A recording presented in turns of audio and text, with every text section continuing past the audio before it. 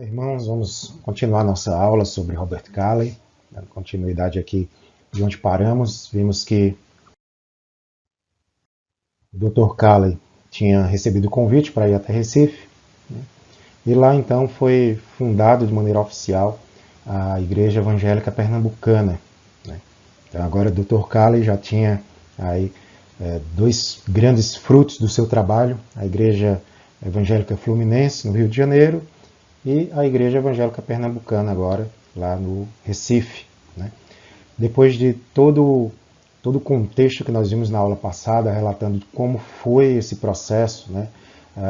A perseguição que ali se levantou, né? O Dr. Calley deixa ali o Viana, né? O líder daquela comunidade, um homem simples, leigo, mas de um coração disposto a trabalhar para a obra de Deus, e então ele retorna para o Rio de Janeiro, né? Muito exausto, porque de fato ele já estava avançando em sua idade, né? E também todo o processo, todo o acontecimento, as perseguições que ali se levantaram, tudo isso ali foi muito exaustivo, né? Então, teve as atividades de perseguição que ele sofrera, e ele desabafa para o seu amigo Spurgeon. Eu escrevi aqui um relato do texto dele, que diz o seguinte: se eu fosse uns 20 ou 30 anos mais moço, eu regozijaria com este campo tão vasto de trabalho, mas prefiro entregar tudo nas mãos de alguém mais jovem e ir a um lugar onde eu mesmo possa fazer pelo menos alguma coisa, do que ficar abatido com este calor, deitado, prostrado e sem poder fazer nada. E temo que isso aconteça, caso eu fique mais tempo aqui. Você não acha que poderia encontrar e sustentar homens que tomem posse desta terra em nome do Senhor Cristo? Veja que Calley já estava percebendo que a idade chegava, né? E com isso o cansaço, a fadiga e a possibilidade então dele ficar prostrado diante de todo o contexto que tinha no Brasil. Lembre-se que Calley ele vinha ali da Europa, um ambiente completamente diferente em termos de clima. Chegando aqui no Brasil, um país, um clima tropical, muito quente, tudo isso afetava muito a saúde desses imigrantes europeus que vinham para cá. E o Dr. Calley não foi exceção, né? E ainda ele passou muito tempo aqui no nosso país trabalhando em prol do Evangelho. Além de tudo isso, o período que se compreende aí entre 1873 e 74, né, foi consideravelmente turbulento para os Calleys por uma série de fatores. Vejam só, as igrejas madeirenses lá de Illinois estavam divididas por influências cismáticas, estava havendo confusões e separação na igreja. As notícias que chegavam de Pernambuco davam conta da dificuldade sofrida pelos crentes, né? Veja que Dr. Calley chega lá de Recife, vai para o Rio de Janeiro, né?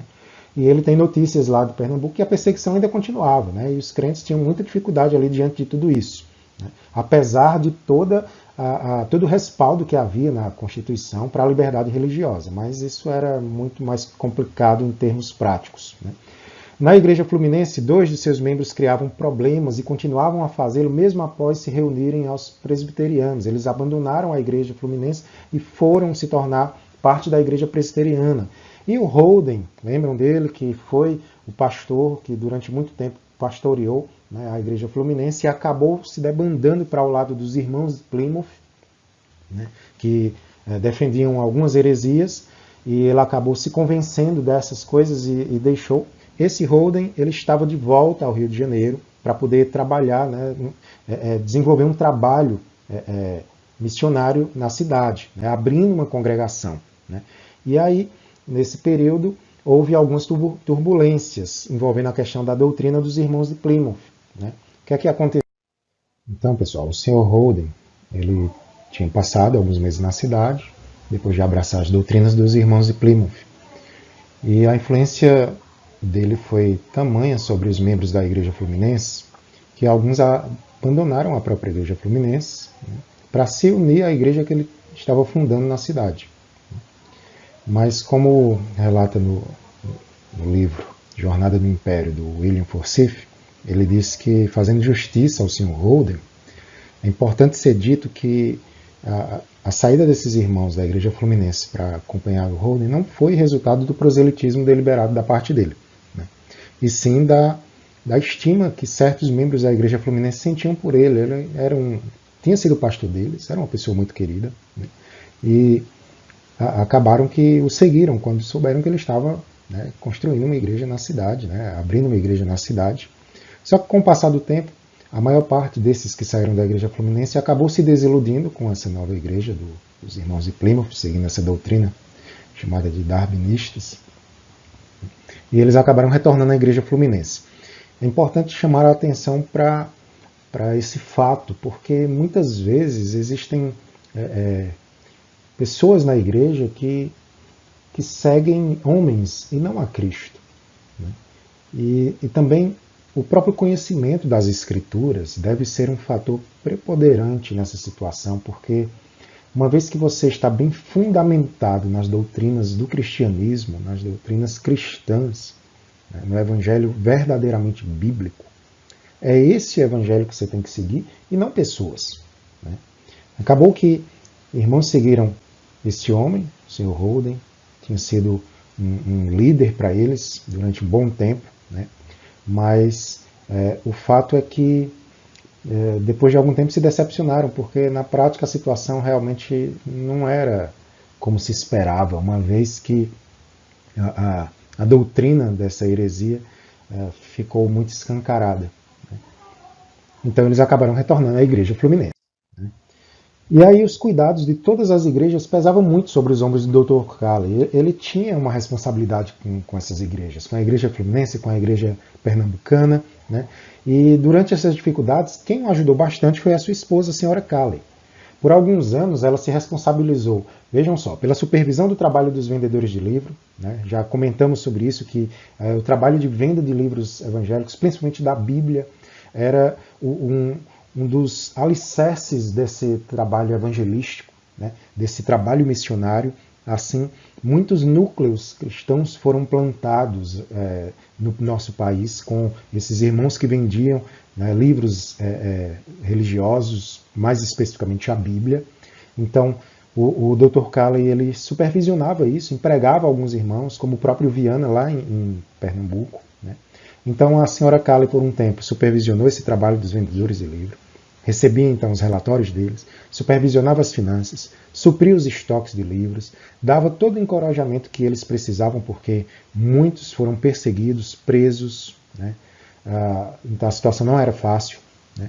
Para eles a perseguição, espancamento, até aprisionamento era um modo de vida, né? Então eles não abandonavam essa prática e eles continuavam fazendo esse trabalho, mas precisavam da supervisão e do apoio, né, do Dr. Calley. Então, diante de todo o trabalho que ele tinha, a sua esposa o ajudava bastante nesses quesitos. Durante algum tempo ela ficou lidando com essas questões, né?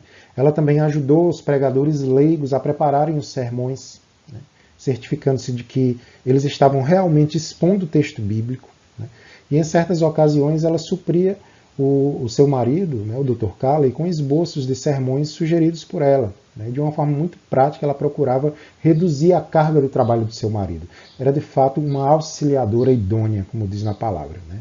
Realmente uma mulher de grande ajuda para o ministério do Dr. Calley. E aí o ano de 1874 estava chegando ao fim e o casal estava esgotado com todas as situações que já tinham vivido, com todo o contexto que eles tinham passado, né, com a fadiga, as preocupações, e eles decidiram passar algumas semanas desfrutando o clima ameno de Teresópolis, né, e foi por essa época que o doutor e sua esposa, que não tinham filhos biológicos, resolveram adotar inicialmente um menino, o João Gomes da Rocha, né, que conseguia aí a foto dele já senhor, e mais tarde de uma menina, Silvânia Azara, que era chamada popularmente de Cia, né, para aqueles que eram mais íntimos dela. E aí, na época, a Igreja Fluminense estava contando com um total de 120 membros que comungavam, fora os que visitavam, os que congregavam lá com o pessoal e tal. E um pastor brasileiro, na iminência de retornar da escola de Spurgeon, né, que era o João Manuel Gonçalves dos Santos, né, e também um corpo maduro de oficiais, tudo isso estava compondo ali a Igreja Fluminense, né? E estes eram os sinais que fortaleciam a compreensão de que estava chegando a hora de deixar o Brasil para o Dr. Cali. Ele estava começando a entender isso, que o seu momento estava chegando de deixar o Brasil definitivamente. A igreja estava grande, né? Estava vindo um pastor brasileiro, né, treinado numa escola genuinamente cristã, formado, né, para o pastorado, e ele estava vindo para poder assumir o trabalho, né? Então, a igreja foi notificada dessa decisão de retorno para a Escócia, né, através de uma carta que foi enviada de Petrópolis, onde o casal se refugiava, né? E durante essa estada lá em Petrópolis, os Cali se despediram, aproveitaram para se despedir do imperador, né, o Dom Pedro II, e da sua esposa, e após isso eles deram continuidade aos preparativos de retorno para a Escócia. E durante o período relativamente curto, de 21 anos em que ele viveu e trabalhou no Brasil, o doutor ele firmou as bases para um trabalho contínuo do Evangelho. Ele deu a Bíblia às pessoas. Olha só aqui uma lista do que o Dr. Cali tinha deixado de legado aqui no nosso país, né? Ele firmou as bases para um trabalho contínuo do Evangelho, para que pudesse ser dado continuidade. Ele deu Bíblia às pessoas. Ele treinou os convertidos para testemunharem o Evangelho, não apenas pela pregação, mas também com a própria vida. Preparou um grupo de poderosos pregadores leigos. Iniciou a preparação para o ministério nacional. Deu à igreja um inário, né, e instigou uma interpretação exata da Constituição brasileira no tocante à liberdade religiosa. Nós já vimos durante as nossas aulas como o Dr. Cali ele contribuiu bastante para a interpretação da Constituição brasileira no que diz respeito à liberdade religiosa, e muito do que se conquistou em termos de liberdade religiosa para os evangélicos nessa época se deve ao Dr. Cali, né?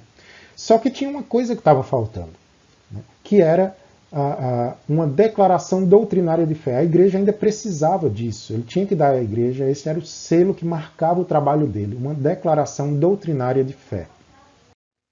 E dessa forma, então, o Dr. Cali não iria deixar o Brasil sem dar à igreja fluminense e à igreja pernambucana essa declaração de fé que lhe servisse de fundamento doutrinário com vistas à proteção espiritual dos rebanhos. E aí o Dr. João Gomes da Rocha, né, o filho adotivo do casal, ele relata, né, em seus livros, em um de seus livros, que Cali chamou a atenção da igreja para a necessidade de se organizarem, né, para elaborarem uns artigos de fé, né, uns resumos das doutrinas ensinadas pela Igreja Evangélica Fluminense e aceitas por todos os seus membros. E aí na sessão de 2 de outubro de 1874 aconteceu, né, essa reunião em que foi determinado isso, e na ocasião o Dr. Cali ele disse que cada um deve perguntar a si mesmo: que creio eu da religião que professo? E aí, irmãos, eu chamo a atenção para que também possamos refletir sobre isso e fazer essa pergunta: que creio eu da religião que professo? Que desejo eu que se pregue em qualquer congregação para a qual contribuo com o meu dinheiro? O Dr. Cali ele estava fazendo o levantamento desses questionamentos, né? Quais são as minhas bases doutrinárias que eu professo? E aí, na sessão de 1º de janeiro de 1875, Cali voltou a falar sobre a necessidade da declaração de fé. Ele considerou, meus queridos, que pessoas que se apresentavam ao batismo não davam respostas satisfatórias quando arguidas sobre os pontos mais básicos da fé, né? A gente sabe que o processo de batismo ele requer, de fato, uma testificação da fé daquele que será batizado. Então, o Dr. Cali estava sentindo que as respostas elas não eram satisfatórias, né, quando se eram arguídos sobre os pontos mais básicos de fé. Então ele apresentou as doutrinas fundamentais do cristianismo em um texto com 27 artigos, visto que o 4º artigo ele só foi acrescentado depois, né? Então, a gente conhece pelos 28 artigos, né, da breve exposição das doutrinas fundamentais do cristianismo, tá? Mas a princípio 27, ainda sem referências bíblicas, que só foram adicionadas posteriormente, distribuindo cópias a todos os irmãos. Claro que foi discutido amplamente sobre essa questão, né, para que esses artigos, essa exposição das doutrinas fundamentais do cristianismo fosse de fato concluído. E aí nas assembleias seguintes, os membros das igrejas foram ouvidos, né, e dúvidas foram sanadas. Nesse interim, né, em uma reunião com os presbíteros e diáconos da igreja, no dia 30 de setembro de 1875, Calley apresentou um catecismo para ensino religioso das crianças. Além desse catecismo para a infância, né, além desse catecismo, ela apresentou um para a infância. E aí o Dr. Rocha, né, o filho adotivo deles, menciona, né, nos seus relatos que também um catecismo histórico, composto de duas partes correspondentes, uma ao Antigo e outra ao Novo Testamento, afirmando que existe um exemplar nos arquivos da Igreja Fluminense. Né? E aí, na Assembleia de 5 de novembro do mesmo ano, né, estamos em 1875, foi eleita uma comissão do exame dos artigos de fé, composta pelos irmãos João dos Santos, né, o João Gonçalves dos Santos, José Vieira de Andrade, o José Luiz Fernandes Braga e Antônio Gonçalves Lopes. Sobre o trabalho dessa comissão, o Rocha ele relata o seguinte: não sabemos nada do que ocorreu na comissão doutrinal de 5 membros, há um quinto nome não mencionado, além dos 4 acima citados, nomeada para estudar os artigos de fé. Sabemos, porém, que se reuniam frequentemente para estudá-los, artigo por artigo, confrontando-os com a palavra de Deus e mencionando as referências respectivas. Também sabemos que, por vezes, houve forte discussão em relação a alguns pontos. E aí, nos trabalhos da comissão, não faltaram opiniões no sentido de introduzir novos pontos no projeto original, até que todos atenderam, melhor dizendo, a ponderação de que se deveria distinguir entre pequenas diferenças de opinião e aquilo que realmente é essencial crer e ensinar. E aí, meus irmãos, eles acabaram adotando os artigos nos moldes originais propostos pelo Dr. Calley. Teve toda uma discussão, tentaram adicionar novos pontos, novos artigos, discutiram muito sobre várias questões, mas no final eles perceberam que algumas dessas vontades de adicionar novas opiniões, novos artigos, nada mais era do que opiniões pessoais, coisas que alguns achavam importante, outros não, mas sempre tinha aquilo que de fato era importante, que todos concordavam, que era exatamente aquilo que o Dr. Calley já tinha escrito, né, originalmente. No final eles acabaram achando por bem manter o projeto original, mas claro que isso não significava que a comissão não tenha trabalhado muito para aperfeiçoar o texto, para que ele fosse escrito de uma forma clara, acessível a todos. Né? Foram muitos dias de reuniões, de estudo, para que esses artigos eles fossem finalmente terminados, concluídos, de uma forma final, para que todos pudessem ter ali à mão uma declaração de fé na qual eles pudessem se basear. Né? E aí o Dr. Rocha ele relata o seguinte: comparando-se o projeto original com a breve exposição que afinal foi aprovada, né, pela Igreja, vê-se claramente quantas horas de atenção, de discussão, de crítica, de oração fervorosa foram necessários para se conseguir apurar o texto na sua forma definitiva, procurando exprimi-lo em uma linguagem clara e correta. Então, houve muita labuta para que os artigos ficassem prontos. Né? Então, foi preparado, né, esses 28 artigos. A gente vê aqui a importância dessa declaração de fé que a nossa igreja, a igreja congregacional, possui, né, que nada mais é do que um resumo dos principais pontos da palavra de Deus. Né? Então, para nós congregacionais, é algo importantíssimo conhecer e estudar, né, esses 28 artigos da breve exposição das doutrinas fundamentais do cristianismo. Nós estaremos estudando isso mais à frente, né? Teremos em nossas próximas aulas, né, de EBD um momento separado para estudar artigo por artigo, para que todos nós possamos nos embasar e termos de fato uma declaração de fé conhecida por todos. Né? E aí a história se segue, né? O João Gonçalves, né, o João Manuel Gonçalves dos Santos, ele concluiu seus estudos, né, e deu início então à sua viagem de retorno ao Brasil. Calley ele pediu nessa jornada de retorno que ele fizesse primeiro uma parada lá em Recife, permanecesse ali um bom tempo para poder ministrar aos crentes da igreja pernambucana. Né? Já vista que o Viana, que se encontrava lá pastoreando a igreja, ele era um leigo, ele não tinha o preparo. Né? E o João dos Santos, ele estava vindo ali com uma bagagem de informação muito boa. Né? E o Dr. Calley pediu para que ele passasse primeiro lá, antes de ir para a igreja fluminense. Depois de uma estada de um mês em Pernambuco, João dos Santos chegou ao Rio, em fins de setembro de 1875, né? E em 31 de dezembro do mesmo ano ele foi eleito co-pastor da Igreja Fluminense. A eleição dele foi registrada, né, na Secretaria do Império. Né? Já comentamos sobre isso, que uma das conquistas, né, que o Dr. Calley obteve diante da questão da tolerância religiosa, para que os pastores pudessem celebrar casamento e tudo mais, é que eles fossem registrados na Secretaria do Império. Então, aqui nós temos o pastor João dos Santos se filiando, né, se inscrevendo, né, de fato, na Secretaria do Império, em 15 de janeiro de 1876, de acordo com os decretos vigentes da época, né, para que ele pudesse, então, realizar as cerimônias legais, né, fossem validadas, aqui ele era de direito.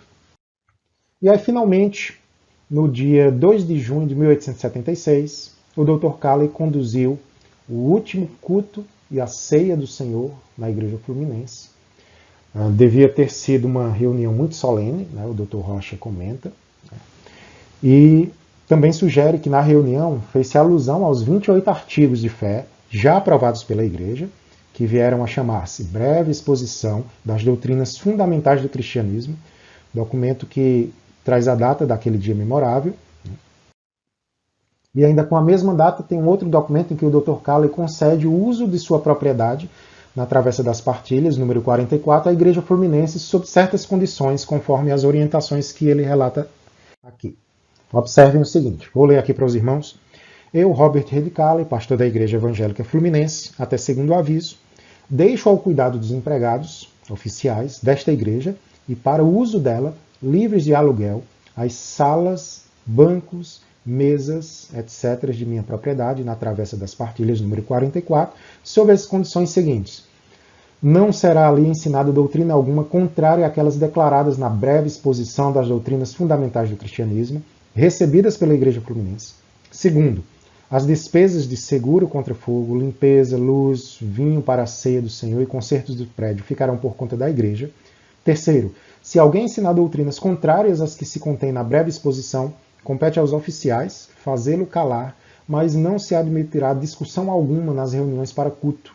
Qualquer das salas ficará à disposição da Associação contra Bebidas Embriagantes, quando forem pedidas para seu uso, e o Deus de paz e de amor abençoe e governe esta igreja conforme a riqueza de sua graça. Robert Reid Calley, Rio de Janeiro, 2 de julho de 1876. Então essas foram as condições para que a casa dele pudesse então ser usada pela igreja, ser adicionada, né, ao patrimônio da Igreja Fluminense. E aí 8 dias depois, Calley e Sarah eles embarcam para a Escócia em meio ao calor de uma despedida emocionante. Né? Estamos aqui relatando a despedida definitiva, né? A saída definitiva do Brasil. Então a despedida, imagino que foi realmente emocionante. Sob as ordens divinas vieram ao Brasil, a terra da cruz sem Cristo, e agora deixavam-no como uma verdadeira cruz, finalmente incrustada no solo, segundo argumenta William Forsyth, né? O autor do livro Jornada do Império, no qual eu tenho me baseado para preparar essas aulas, né? Aconselho os irmãos a lerem, muito bom.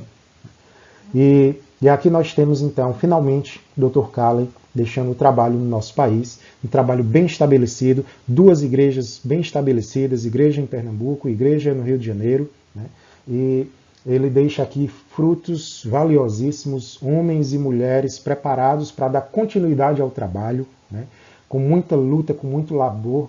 O Dr. Calley ele conseguiu, a duras penas, né, debaixo de perseguição, prisões, e tudo que veio acompanhado, né, em todo esse contexto. O Dr. Calley ele ainda assim não desistiu, permaneceu firme, e somos fruto desse trabalho, né? Importante que nós valorizemos a nossa história, valorizemos o trabalho realizado pelo Dr. Calley no nosso país, conheçamos a nossa história, irmãos, vão em busca de conhecer mais sobre a história do congregacionalismo, sobre a história do Dr. Calley, é a nossa história, nós que somos congregacionais, e a história não só nossa, mas a história dos cristãos evangélicos deste país, porque o Dr. Calley contribuiu em muito, não só para os congregacionais, ele contribuiu, na verdade, para todos os crentes, né? No que diz respeito à questão da liberdade religiosa, ele lutou bastante. Muitas das conquistas que os crentes têm hoje vieram das mãos né, do Dr. Calley, né?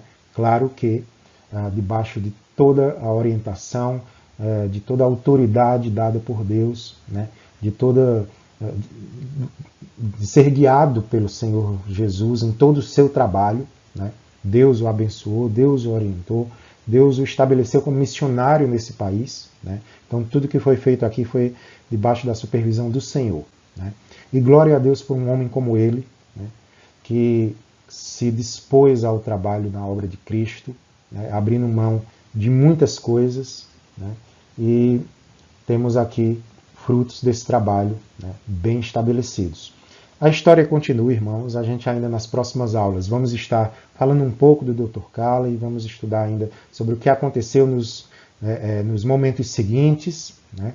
Ainda temos algumas coisas a serem abordadas, a história ainda não encerrou aqui, né? Peço que os irmãos continuem atentos e acompanhem as nossas próximas aulas. Que Deus os abençoe em nome de Jesus.